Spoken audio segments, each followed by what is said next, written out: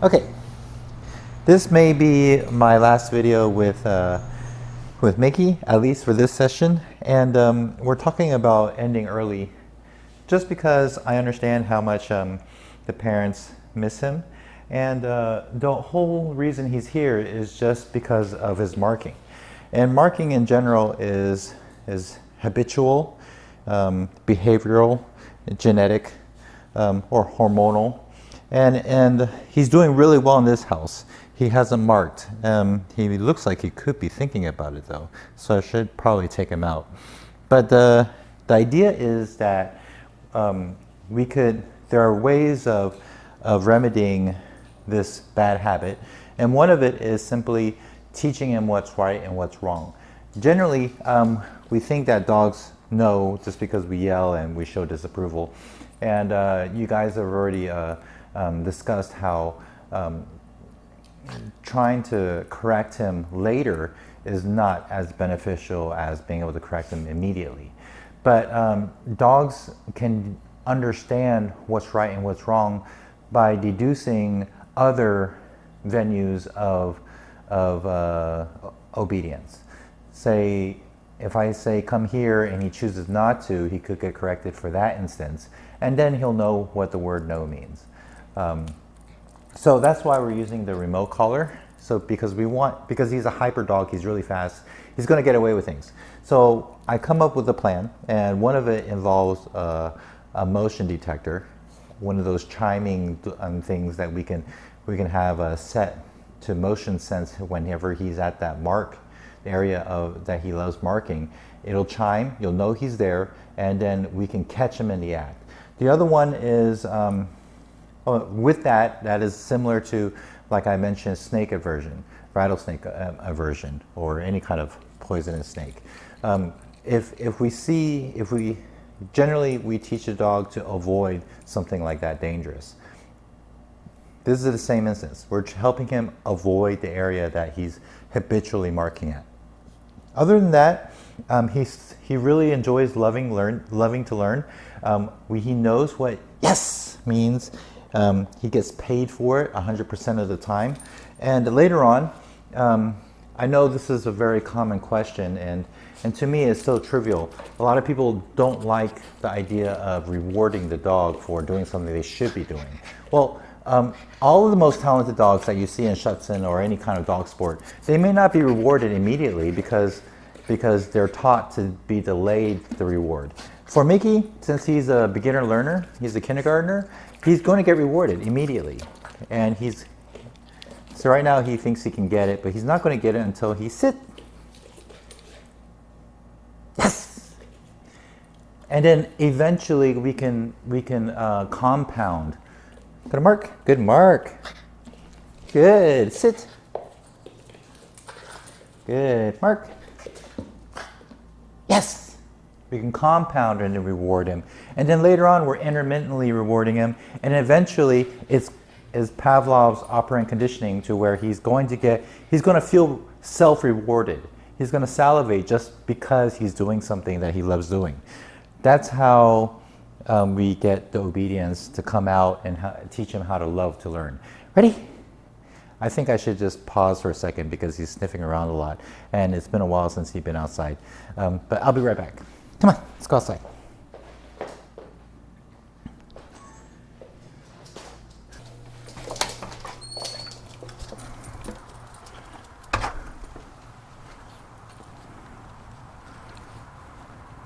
Good boy.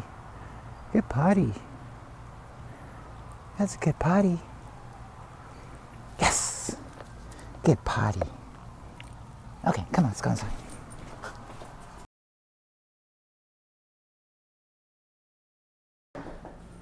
Okay, so I took him out and he immediately pottied. So yeah, the sniffing around was a dead giveaway that he needed to go. And I'm really proud of him for being able to go out and go straight potting. A lot of dogs like to roam around. A lot of dogs play the system. If they want to go outside, they're going to hold on to their potting because they know that once they potty, they're going to have to come inside. So they're constantly holding on just so they can roam around. For Mickey, when he potties, and you may hear it in the video, I'm going to reward him immediately. I'm going to say, yes! And he's going to get rewarded. He's going to be really happy because he did something right. So he's not going to be one of those dogs that are going out there, roaming around, taking forever to do a task. He knows exactly why he's out there. He's going to go out there potty. He's going to go, and I'm going to say go potty, and then I'm going to say yes, and he's going to be happy about it, and he's going to go to Mark. Good, Mark. Yes.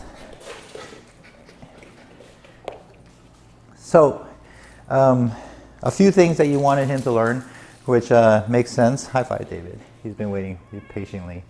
Go higher. Good boy. Is to stay and to come.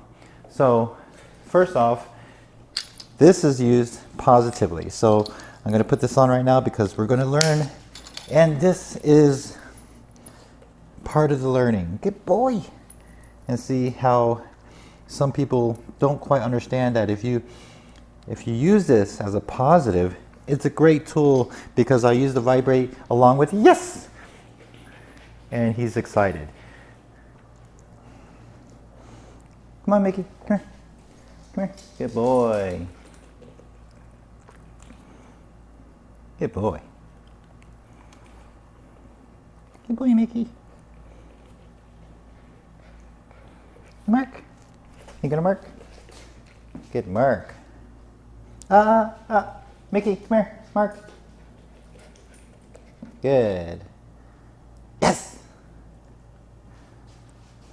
Good Mark. And well, over time I want him to stay there, but right now this is good enough. Mickey, gonna Mark? Come on. Come on. Ready? Spin. Good spin. Mark. Mark, come on, go to Mark. Yes, good Mark. Yes. Yes. And this is the preliminary of stay. Good boy. Yes. Stay, the word stay is overused. We don't use stay unless we have to go leave and have him stay somewhere. You'll see a lot of people that don't know better continually say stay, stay, stay, stay. All we're doing is teaching the dog to understand that when you stop saying stay, you're done. Yes! Yes is the release. Good boy. Come Mark. Good. Yes! And that's how we generally have the stays. We can always go sit. Say sit. Good sit. And I shouldn't have to keep saying it. Good boy. Yes! We just have to be preemptive and understand that we don't want to go beyond our threshold of their stay. Right now he's just tired, I think. Good boy. Yes!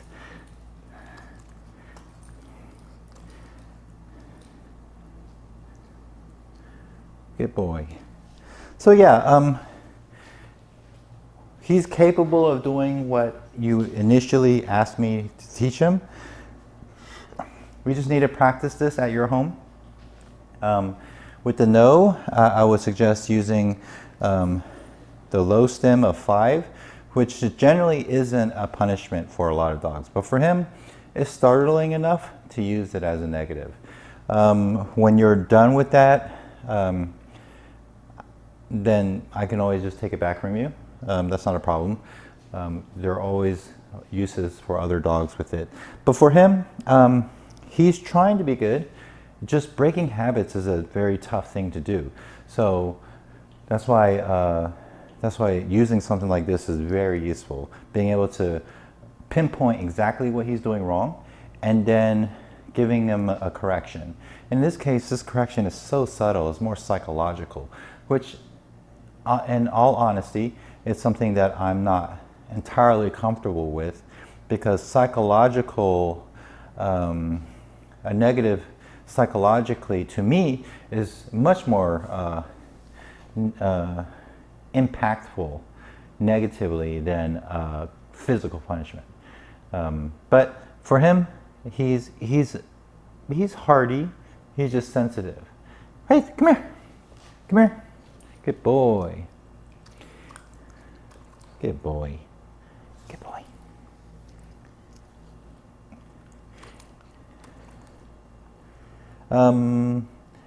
How often to use this? I will leave this on him all day and then I will charge it at night. Do not use the remote. Your remote will look different than this. It will be set accordingly for him. But do not use this as a form of threat because we're trying to build confidence. He is hardy, but he is sensitive. The less sensitive he is, the less we have to worry about other possible fear stages that he may encounter as he grows up. I think he still acts like a puppy, so I'm going to assume that he may have some more fear stages. That's all I'm going to do right now. I wish I could take footage at night, but I'm going to take him to the school park and we're going to do some off-leash walking around just for practicing recalls. But you know, cameras don't do well at night. So yeah, if you have any questions, I'm always here. He was a lot of fun to play with, to teach, and he's a very sweet dog. So I totally understand that you would want him back. And also, I don't want you to feel like I'm holding him any longer than I have to, because what we're trying to teach him is so. It's difficult for me because it's so basic, yet so ingrained, if that makes sense. It's not something we're trying to teach that is highly impactful for the rest of his life and a game changer. But yeah. All right, thanks. Take care. Bye. Good boy.